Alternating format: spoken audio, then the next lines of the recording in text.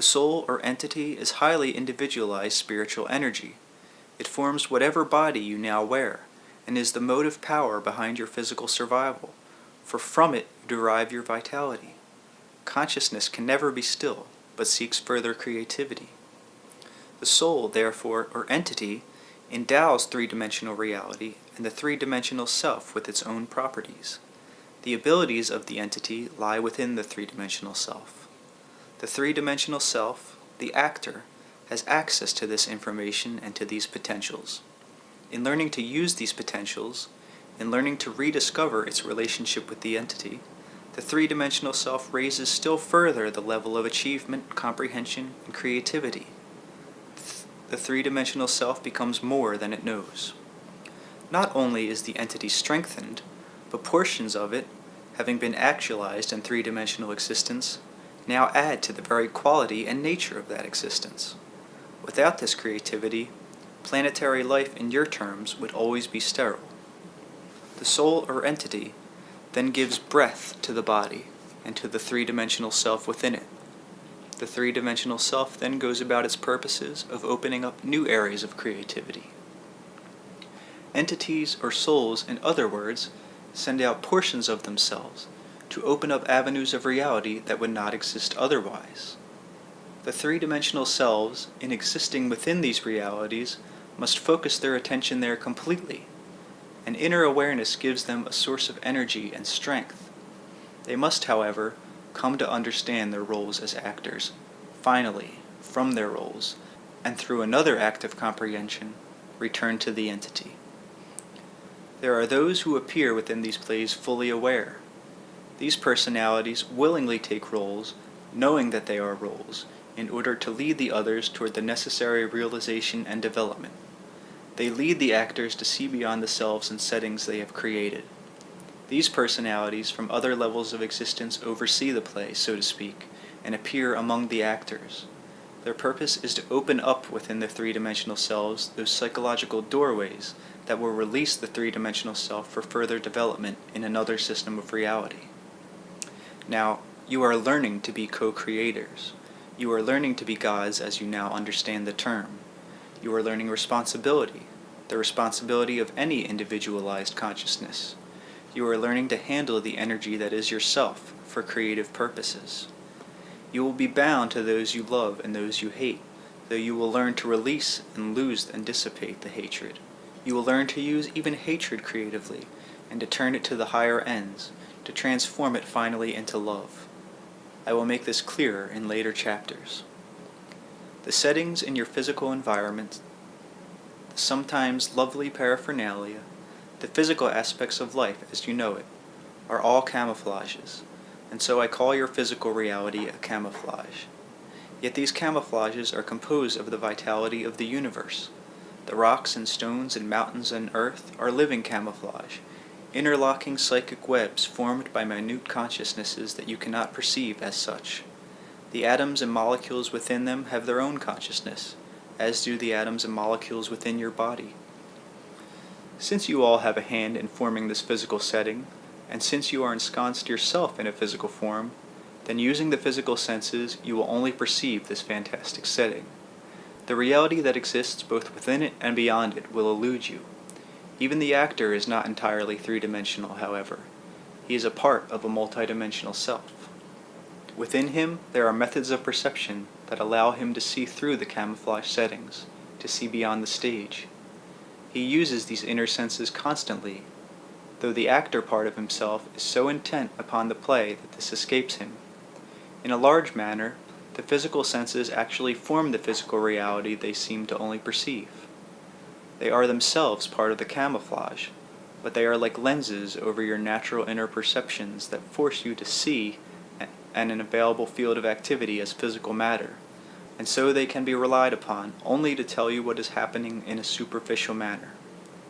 You can tell the position of the other actors, for example, or time by clock, but these physical senses will not tell you that time is itself an illusion, or that consciousness forms the other actors, or that realities that you cannot see exist over and beyond the physical matter that is so apparent.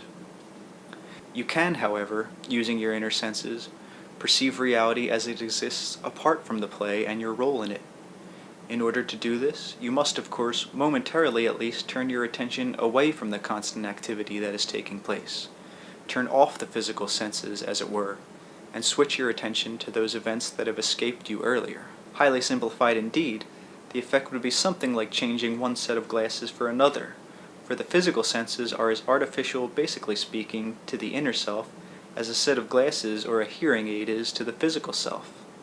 The inner senses, therefore, are but rarely used completely consciously. You would be more than disoriented, for example, but quite terrified if between one moment and the next your familiar environment as you knew it disappeared to be replaced by other sets of data that you were not ready to understand. So much information from the inner senses must be translated in terms that you can comprehend. Such information must somehow make sense to you as three-dimensional selves, in other words. Your particular set of camouflages is not the only set you see. Other realities have entirely different systems, but all personalities have inner senses that are attributes of consciousness. And through these inner senses, communications are maintained about which the normally conscious self knows little. Part of my purpose is to make some of these communications known.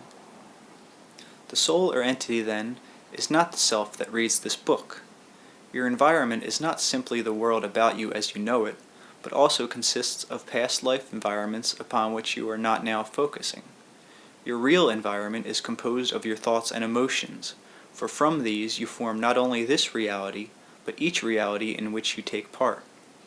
Your real environment is innocent of space and time as you know them. In your real environment, you have no need for work, for communication is instantaneous. In your real environment, you form the physical world that you know. The inner senses will allow you to perceive the reality that is independent of physical form. I will ask you all to momentarily forsake your roles, therefore, and try this simple exercise. Now, pretend that you are on a lighted stage, the stage being the room in which you now sit. Close your eyes and pretend that the lights have gone out. The setting has disappeared, and you are alone. Everything is dark. Be quiet. Imagine as vividly as you can the existence of inner senses. For now, pretend that they correspond to your physical ones. Clear from your mind all thoughts and worries. Be receptive. Very gently, listen, not to physical sounds, but to sounds that come through the inner senses. Images may begin to appear. Accept them as sights quite as valid as those you see physically. Pretend that there is an inner world, and that it will be revealed to you as you learn to perceive it with these inner senses. Pretend that you have been blind to this world all your life, and are now slowly gaining sight within it. Do not judge the whole inner world by the disjoined images that you may at first perceive, or by the sounds that you may at first hear, for you will still be using your inner senses quite imperfectly. Do this simple exercise for a few moments before sleep, or in the resting state. It may also be done even in the midst of an ordinary task that does not take all of your attention. You will simply be learning to focus in a new dimension of awareness, taking quick snapshots, as it were, in a strange environment. Remember that you will only be perceiving snatches. Simply accept them, but do not attempt to make any overall judgments or interpretations at this stage. 10 minutes a day to begin with is quite sufficient. Now, the information in this book is being directed to some extent through the inner senses of the woman who is in a trance as I write it. Such endeavor is the result of highly organized inner precision and of training. Rupert could not receive the information from me. It could not be translated nor interpreted while she was focused intensely in the physical environment. So the inner senses are channels that provide communication between various dimensions of existence. Yet even here, the information must be distorted to some extent as it is translated into physical terms. Otherwise, it would not be perceived at all. Now, I have spent some time emphasizing the fact that each of us forms our own environments, because I want you to realize that the responsibility for your life and your environment is your own. If you believe otherwise, then you are limited, Your environment then represents the sum total of knowledge and experience. As long as you believe your environment to be objective and independent of yourself, then to a large extent you feel powerless to change it, to see beyond it, or to imagine other alternatives that may be less apparent. Later in the book, I will explain various methods that will allow you to change your environment beneficially and drastically. I have also discussed reincarnation in terms of environment because many schools of thought overemphasize the effects of reincarnational existences, so that often they explain present life circumstances as a result of rigid and uncompromising patterns determined in a quote-unquote past life. You will feel relatively incompetent to handle present physical reality, to alter your environment, to affect and change your world, if you feel that you are at the mercy of conditions over which you have no control. The reasons given for such subjugations matter little in the long run, for the reasons change with the times and with your culture. You are not under a sentence placed upon you for original sin by any childhood events or by past life experience. Your life, for example, may be far less fulfilling than you think you would prefer. You may be less when you would be more, but you are not under a pall placed upon your psyche either by original sin, Freud's infancy syndromes, or past life influences. I will try to explain the past life influences a bit more clearly here. They affect you as any experience does. Time is not closed, however. It is open. One life is not buried in the past, disconnected from the present self and any future self as well. As I explained earlier, the lives or the plays are happening at once. Creativity and consciousness are never linear achievements.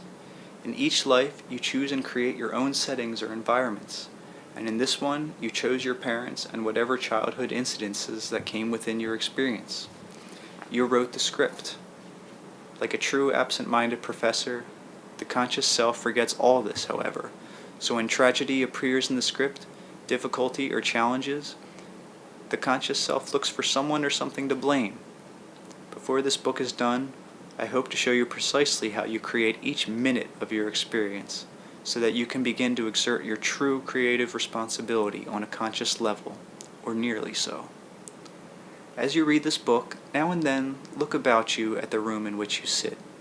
Chairs and tables, the ceilings and the floor, may seem very real and solid, quite permanent, while you, by contrast, may feel yourself to be highly vulnerable, caught in a moment between birth and extinction. You may even feel jealous when you think of it, imagining that the physical universe will continue to exist long after you are gone. By the end of our book, however, I hope you will realize the eternal validity of your own consciousness and the impermanence of those physical aspects of your environment and of your universe that now seem so secure. That is the end of Chapter 4.